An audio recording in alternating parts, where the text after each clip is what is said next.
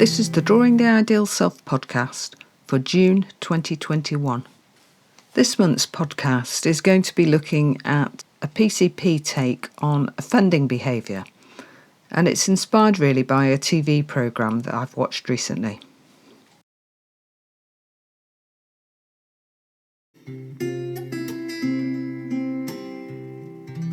The programme's called Time, and it's a TV drama series in 3 parts, which you can definitely get on BBC iPlayer at the moment. You may be able to get it on Netflix as well, I'm not too sure. So if you're listening in another country and you can't watch it, I'm really sorry about that, because it's very good.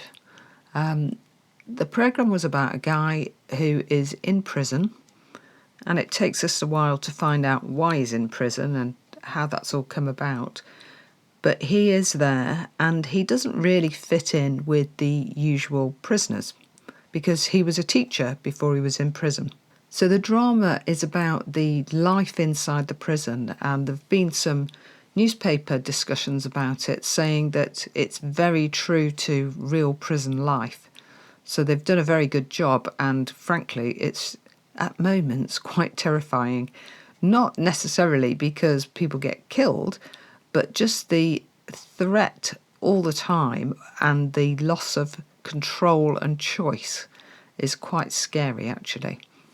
It's enough to deter me. Not that I was thinking of going to prison, but definitely it would be exceedingly stressful. So in the programme, what you see is this guy's relationships with other people in the prison and how they pan out. And also you find out about why he's there and what he wants to do about that and how he feels about the crime that he's committed. The other characters are very interesting because some of them wield enormous power over other people through threats of physical violence and actual physical violence, and some people try and stand up to them and other people give in straight away because they're very frightening. And the thing I thought was very interesting is how they portrayed the outbursts of violence, which are predictable really because they happen in response to things that really threaten either an individual or a group of individuals. And some of that can be ordinary things like not doing something that they want you to do, or even something like being too close to them. When we were younger, my husband and I both worked in a special school, and one of the kids that we worked with eventually went into prison. Really, it suited him because what he needed was a very predictable and rigid environment, because he'd come from a chaotic family and he found ordinary life actually more difficult. When he came out of prison, we hadn't realised this, and we said to him, was it dreadful? And he said, no, it was fine. I quite liked it. And it made sense of some of the things that we'd seen in the special school, where he would fly completely off the handle over something. And I think what happened in prison, the structures were there to stop him doing things. But he told us some quite horrible tales about what life was like in there. And one of the things was that he eventually managed to get a job in the kitchen because he was pretty well behaved, in that setting. He was fine. And he got a job in the kitchen, and there was a guy who had murdered both of his elderly parents who would come up to get his dinner. And all of the kitchen staff had to spit in this guy's dinner and then give it to him. And that happened every day.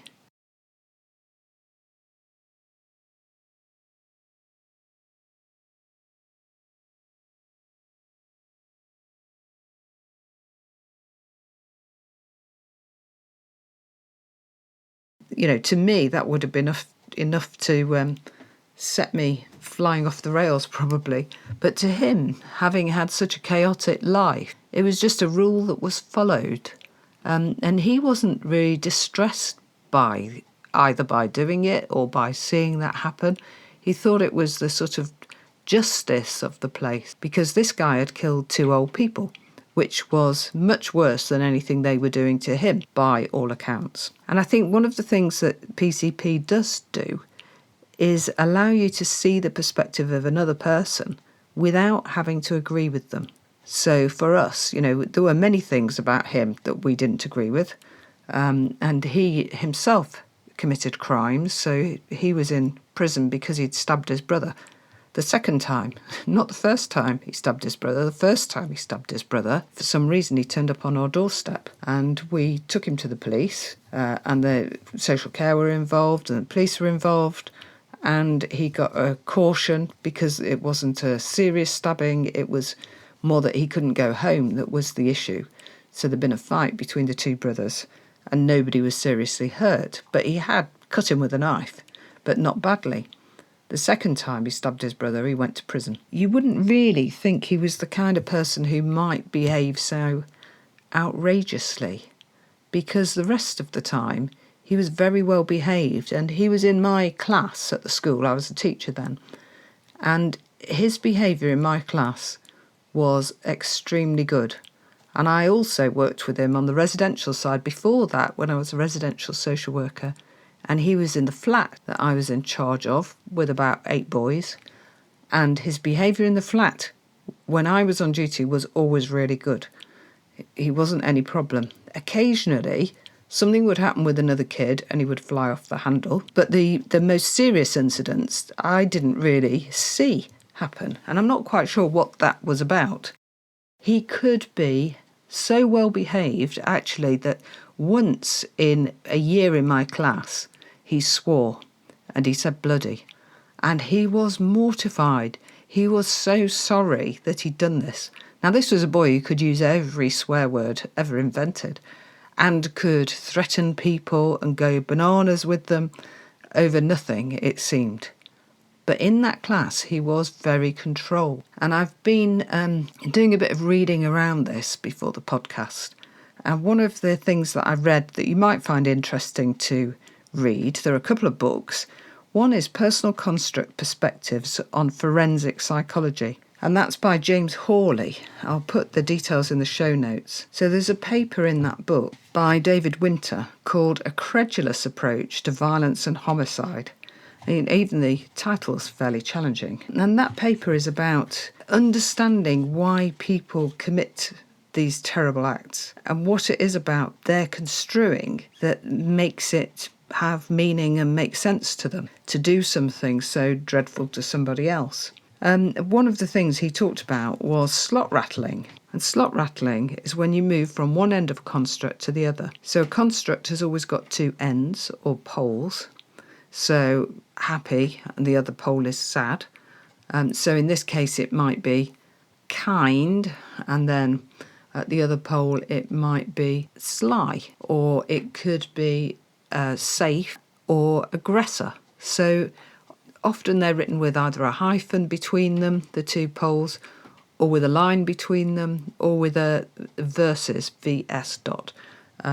So you might have happy versus sad. So slot rattling is when somebody moves from one end of the pole to another. And I think this is what this boy was doing, really. So his behaviour around the school and in the residential side was often extremely unpredictable.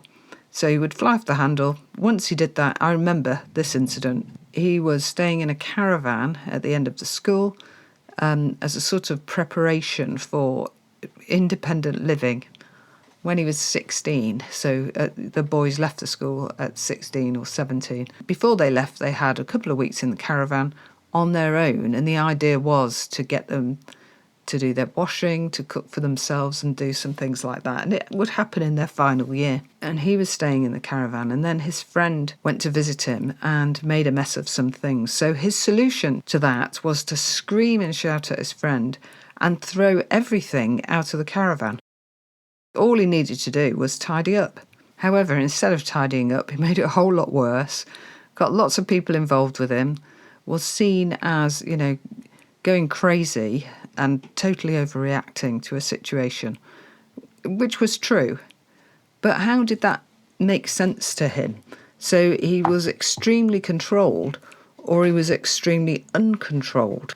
And he moved between those 2 poles of the construct, depending on who he was with, depending on the situation. There were times in my class when I could see that he was getting cross with other kids, but he managed to hold it together. Very different from how he was in some other situations where he would lose it. Once he smashed a fish tank, one of those big aquarium type fish tanks, by throwing something into it. I think he threw a table into it so hard that the whole thing smashed. All the fish were on the floor. It was a disaster, and I came walking in to see that this had happened. Before he smashed the fish tank, when I'd seen him, before he'd gone into the flat, he had been okay. So he flipped all of a sudden over something that happened. And that's what slot rattling is like at times. So what David Winter talks about was slot rattling being one of the explanations. Maybe that's what happened with the guy who murdered his parents. Because in lots of ways, I knew the case because it was in all the newspapers. The reports said he was a very good son. He was looking after his parents. He was living with them. He was supporting them to go to things. But then he killed them. So what was going on there that made that make sense? So that's quite an interesting idea, and it's worth thinking about if you're working with, particularly with young people, where they behave in ways which are unpredictable, or they may be perfectly behaved and then suddenly flip, like that boy I was talking about, or the other way round. They're usually awful, and then they flip into being fantastic. And we see that quite a lot when we're trying to help young people change, that they'll have a day where they're perfectly behaved and everything seems to be going okay. And what people complain about then is they knew what to do. They know how to be good. They can be good. Really, being good is not as simple as that. It's not, we don't misbehave because we don't know how to behave. We misbehave for other reasons. And what Kelly said is people do things that are meaningful to them. So if we're going to help people who are doing bad things to each other, we need to find out how it makes sense to them to behave in that kind of way towards another person. And there are lots of reasons. One is having very tight construing so that your construing system is more easily threatened. In which case, if you're feeling threatened, and that's your experience of what's going on, you might fly off the handle very quickly because your whole construing system collapses. So that could be the case perhaps with somebody who is the known controller in the prison or leader, and somebody comes in to threaten their position. So they're told to do something, like in the TV programme Time, the guy basically had to give his dinner up to somebody on a regular basis. He would just come and take stuff off his plate. He had a choice there of either I stop them doing it and get beaten up, or I don't stop them doing it and it happens. If he had tried to defend himself, this person who saw himself as a leader might have gone crazy and really beaten him up for something as small as saying, no, you can't have my bread roll. Another thing David Winter draws attention to is guilt in the Kellian sense. So that's seeing yourself in a particular role and construing yourself as, for instance, a gang leader or a bully or a bullied person or an officer. That's a core role for people. So those core roles, generally speaking, we fall into them and we find roles that we feel comfortable with. And we elaborate our construing within those roles. So, over the years, I've become more and more of a psychologist, not less and less. And that psychologist identity that I have has become more and more core to me. So whatever your jobs are, you will probably be experiencing a similar kind of thing. If you construe yourself as somebody who is an aggressor to others and always on the defence and won't take any nonsense from people, then actually it might be quite difficult to change that behaviour. He gives an example of women who had been abused, finding it very difficult to play the role, if you like, of being an abused person because they preferred the role of being an aggressor. Because part of their core role was to attack other people, to hurt them, to make sure they always defended themselves. What they didn't like to think about was the experience of themselves in a different role from that because it was very uncomfortable for them. And guilt, in a Kellian sense, is being dislodged from a core role. So for them, he talks about the difficulty of them having therapy, because in having therapy, their role as somebody who was abused as a child themselves would come to the fore. And engaging in therapy would mean that they would be considering that and thinking about how it's affected them. And that made them feel uncomfortable. So maybe they didn't want to engage in that kind of thing, and they preferred to have the role as somebody who was difficult and someone you had to watch out for because they would get you in some way. Another interesting one was talking in the same paper about violence as being shame avoidance. So Mildred McCoy, in 1977, had a definition of shame which extended Kelly's definitions of emotions. So shame she defined as awareness of dislodgement of the self from another's construing of your role. So David Winter says this: therefore, while violence in the service of guilt reduction may be seen as involving behaving in a way which conforms with one's own expectations of oneself, violence in the service of shame reduction involves behaving in a way which conforms with the expectations of another person. In many instances, these two sets of expectations will be very similar. And he particularly highlights episodes of violence before an audience. So he talks about those being something which may be to avoid shame. So if you are a person in a gang and you're in front of your gang and you've got to either not fight or fight, it'd be very difficult to avoid it because the gang wouldn't accept you potentially. So your reputation would be very important. And that's what shame's about, sort of being dislodged from the way other people see you and not wanting that experience. David Winter says, some incidents of violence towards the police may also occur because an individual who's challenged by a police officer in front of his peers may feel that his reputation is being tested. It may be that such a challenge, particularly if insensitively made, confirms and reinforces the individual's role as a defender of principle and a champion of his kind. He talks about some episodes of violence that happen in a gang situation in front of the police may be to do with shame. So, showing your gang that you can take the police on, you're not afraid, you're willing to fight them for the sake of the gang. Realistically, the same would apply to the police. That what they're doing in a gang situation like that, if there's a confrontation with a group, of what will happen if they don't join in whatever it is that's going on and going wrong. And we know there have been some terrible incidents over the recent years where people have been they're afraid, bullied, hurt and killed by police officers in front of their peers. Thinking about those things, what you'd be potentially construing them as in terms of PCP is episodes of shame. So that awareness of dislodgement of the self from another's construing of their role. And what that tells you is that if you're going to help people who are involved in those kind of gang-related incidents, you're going to have to find them an alternative audience that has credibility as far as they're concerned. So that might be finding them an alternative way to gain peer approval. So instead of having fights with people, they might be working in a music studio making fantastic raps, for instance. That's often one of the things that's tried.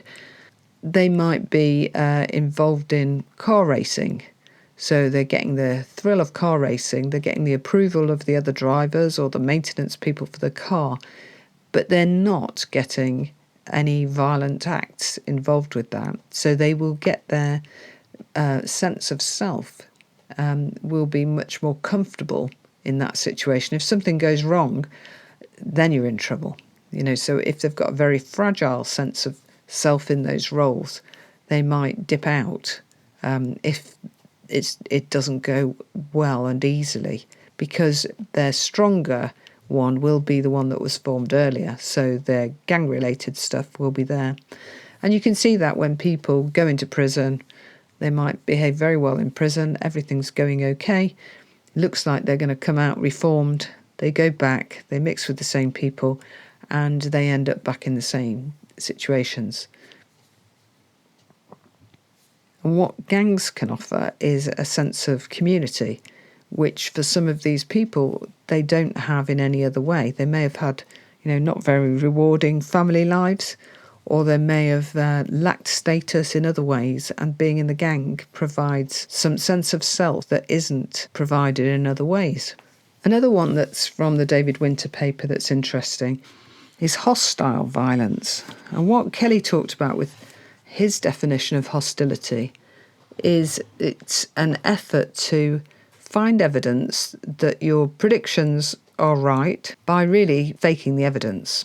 And at some level, you're aware of this. So the technical definition is the continued effort to extort validational evidence in favour of a type of social prediction which has already proved itself a failure. That might be the case for something like domestic violence. Winter has lots of different things that you would maybe find interesting to read, including aggressive violence, violence as an escape from chaos, violence as a way of life, violence as a shared construction. I'm not going to go through them all, but I think it would be worth you maybe having a look at those, particularly if you're working with people who are offenders, or if you're working with young people who might be labelled as such, or maybe get involved in gang violence. One of the things is, not being able to construe people very easily. Deficiencies in the ability to take another's perspective may be one reason for finding one's interpersonal world chaotic and unpredictable, and may, as we have seen, lead to violence directed at the removal of a person whose construing cannot be predicted. So how can PCP be useful? Well, one would be in the assessment of an individual, so that you can understand what it is they're doing, why they're doing it, how they construe, for instance, their crime, what it is that, what sense they're making of themselves, and where the violent acts fit in to their sense of self. The other thing is to think about what you may do to help them and to stop it happening in future. And what Winter says is that you would select therapeutic techniques on the basis of a diagnostic assessment in a PCP sense.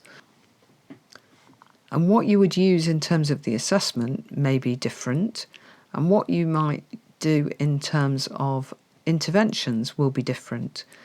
So that he says the techniques will differ from case to case, and in some cases will be diametrically opposed. For example, while techniques aimed at tightening of construing may be employed with the offender whose violence is viewed as an attempted escape from chaos, such an approach is likely to be the last thing that is needed by the offender whose violence is an outcome of construing which is already very tight. So Winter talks about some of the techniques that might be used, such as the ABC being very useful, and repertory grids. I don't use repertory grids myself, mainly because I don't like having to wait to see the results. I prefer something like a peg. But repertory grids can be very useful when you're trying to look at things in detail, and he talks a bit about that. So he concludes that what you need is a range of techniques, and you will, as with all kinds of PCP therapy, fit them together with the person that you're working with in order to help them. So if they've got very tight construing, you'd want to be loosening. If their construing is very loose, you might want to be tightening. You might want to go through some cycles of experimentation. So following the CPC cycle, which perhaps we'll have a separate podcast on, and that's going through really a decision-making cycle, but helping people to find points at which they find it difficult. And it may be that they are very impulsive and they often act before they've thought enough about it and explored something enough about it. So helping them to do that exploration might be very useful. But what you would do is find a way that suits every individual. And working with someone who's a criminal is exactly the same as working with everybody else, at least in terms of process. In the other book, which is Making Sense with Offenders, Personal Constructs, Therapy and Change by Julia Houston, there's a chapter which is about therapy with offenders and the PCP approach to therapy. So what she talks about is that the therapist needs to have a very credulous approach, which is to take at face value the person's experience of the world and the sense that they make of it. In a PCP approach, you don't argue with that. If people say the world to them is like this, then that's how it is. You can work with that, even if what they tell you in some ways doesn't seem to make a great deal of sense at first. That's where you'd start from. So the other thing is, it's very important for the therapist to be able to understand the construing of another person. So being able to put themselves in the position of therapist and be able to understand the client's position at the same time. So not becoming too sympathetic, but being able to understand enough of the client's construing to be able to predict what might happen, or either what they may do or the way they may interpret things. So understanding them doesn't mean that you have to agree with them. She also says that what you need is a healthy and professional construct system, which is to be able to have a professional way of making sense of the client's constructions and generating hypotheses and formulations, and at the same time be able to hold your own construing, your personal construing of people, of experiences, and all your kind of views on things.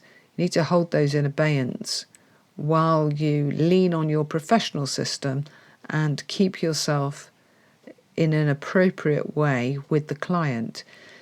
It would be very difficult for somebody who doesn't do this to work with people who've committed crimes that, really resonate with them. Crimes committed with children, often would be very difficult for people to hear, and they may not want to mix with people like that ever. But if they're a therapist working in a prison, they're going to have to.